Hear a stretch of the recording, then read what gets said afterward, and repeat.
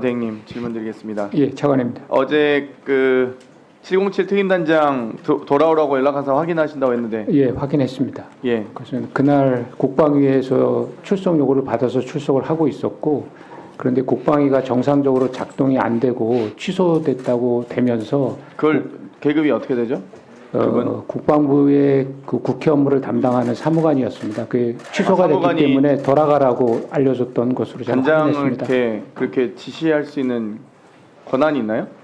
출석 요구자에 대한 것은 국방부 그 국회 담당 그 사람이 통제를 하고 있습니다. 부적절한 처신이었다고 생각합니다. 제가 이 정도 하고 예. 넘어가겠고요.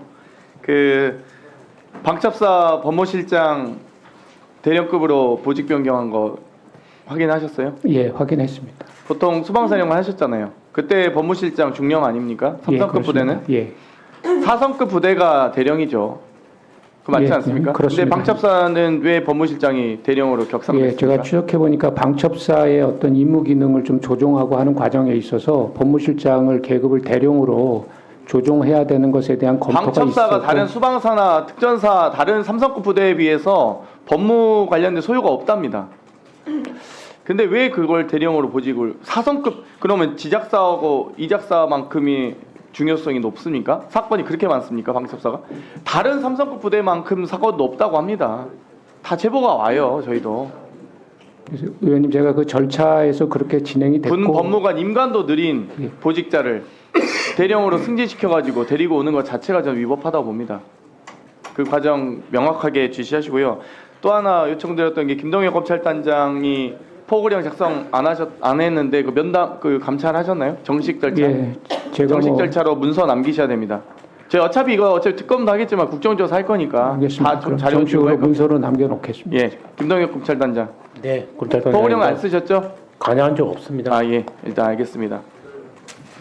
그 김선호 차관님, 그 만약에 2차 개헌 본인은 뭐 안 하셨다고 했습니다만 발빠르게 윤석열 대통령이 최병혁 지금 주 사우디 대사 장관 내정하지 않았습니까? 예. 장관 임명 뭐 인사권 행사할지도 모르겠지만 만약 했을 경우에 계엄령 선포한 요건 갖추는 거 아닙니까?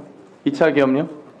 예, 아직 뭐 그게 진행이 안 되기 때문에 뭐 거기까지 가서 뭐 뭐 알겠습니다. 추정을 어쨌든 군 통수권은 지금 윤석열 대통령에게 있는 거 아닙니까? 예, 계엄령 현재는 선포도 그렇습니다. 지금 뭐 법무부 장관께서도 지금 서명도 안 하셨다고 하는데도 선포하신 거잖아요.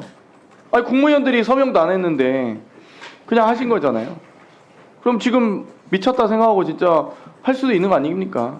이래주구나 저래주구나 에라 모르겠다 할 수도 있는 거 아닙니까 지금?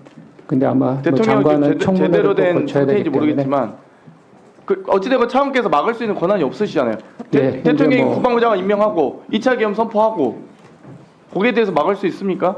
네, 장관을 임명하는 거에 대해서는 제가 뭐 막을 수 있는 권한은 예. 없습니다. 10월 11일 금요일에 저희 군사법원 국정감사 중에 하도 엄중한 상황이라고 해서 그때 군사법원 국정감사 빼고 김용현 장관에게 국감을 조기 종료한 적이 있습니다. 이때 무인기 평양에 보냈다고 지금 보여지는데 그 지시도 김용현 장관이 한 겁니까? 평양에 무인기 가라 보내라? 그 사건에 대해서는 국방부가 기존에 입장을 해왔지만 그 사실 자체에서 저희가 확인해 드릴 수 없다는 말씀을 드립니다. 알겠습니다. 법제처장님. 예. 검찰이 이 내란죄 관련된 수사를 3번 정도 했습니다. 94년 10월 29일 전두환 등에 대해서 검찰이 불기소했고요. 국가발전에 기여한 면이 있었답니다. 95년 7월 18일 날 전두환 등에 대한 두 번째 고소고발 사건에 대해서도 공소권 없음 결정했습니다. 국보위 설치나 비상기업 전국 확대, 정치활동 금지에 대해서 사법심사의 대상이 되지 않는다라고 했습니다. 2017년 2월 조현천 기무사령관 그 이후에 도피 5년 만에 2023년 3월 29일 날 뭐 윤석열 정권이니까 수사 의지는 없었겠지만 여기에 대해서도 이 내란 예비음모 혐의에 대해서 무혐의 처분합니다. 이 이유는 24년 최근 사례만 말씀드리면 수사 기소 분리로 인해서 내란죄에 대한 검찰의 수사권이 없는 거죠. 없다고 보시죠. 그거는 뭐 소관부처에서 판단할 사항이고요. 제가 아니 그래도 말씀드리기 좀 곤란합니다. 정부 부처의 법제처 유권 해석을 담당하시는 분인데 1차적인 해석은 소관부처가 하는 거니까요. 그러면 대통령 탄핵되면 지금 제가 보기엔 법제처장님이 그래도 법률가로서 상당한 평가를 받고 있는 것으로 알고 있습니다. 혹시 윤석열 대통령 변호인단에 합류하실 겁니까? 제가 현직 법제처장인데 어떻게 아니, 이제 뭐 법제처장에 벗으시겠죠, 가능하겠습니까? 만약 벗으시면 변호인단에 합류할 의사가 있으신지 그런 질문을 좀 안 해줬으면 좋겠는데요. 제가 드리고 싶은 말씀은 제가 지금 할 수 있는 일은 저는 이런 상황이 벌어지는 것 자체도 견디기 어렵게 굉장히 참담합니다. 그래서 그나마 정치적인 그 여러 가지 절차에 따라서 정치적으로 이 문제가 해결될 때까지 그래도 공직을 지키면서 어쨌든 간에 우리 저 법제처 직원들과 함께 조용히 하고 있는데 예, 그렇습니다. 네. 저는 4일날 법무부 장관, 행안부 장관, 법제처장이 모여서 부적절한 만남을 하실 게 아니라 연말 가기 전에 만난다. 지금 연말 가기 전에 만날 상황입니까? 3일날 비상경 선포되고 나서 4일날 행안부 법무부 장관 모일 때 법제처장 가셔서 개인적 사적 모임했다고 합니다. 이게 누가 믿겠습니까? 대한민국 국민 어떤 누구가? 그 부분 차라리 저는 법무부 장관이 그때 4일 아침에라도 법무부 장관으로서 대한민국 법치를 못 지켰다, 사퇴하겠다 라고만 밝혔어도 탄핵되진 않았을 거예요. 탄핵 소천이 올라가진 않았을 겁니다. 그 과정에서 법제처장님이 최대한 이거 너무 명백한 위법 행위다. 나중에 재판 가도 우리가 이길 가능성이 없다. 라는 좋은 정도 하셨어야죠. 그 부분에 대해서는 죄송하게 생각합니다.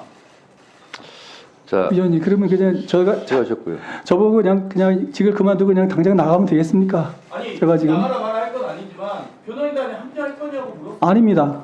안 하실 거면 안 하실 거라고 말씀하시면 되죠. 제가 지금 직을 걸어라 했으니까.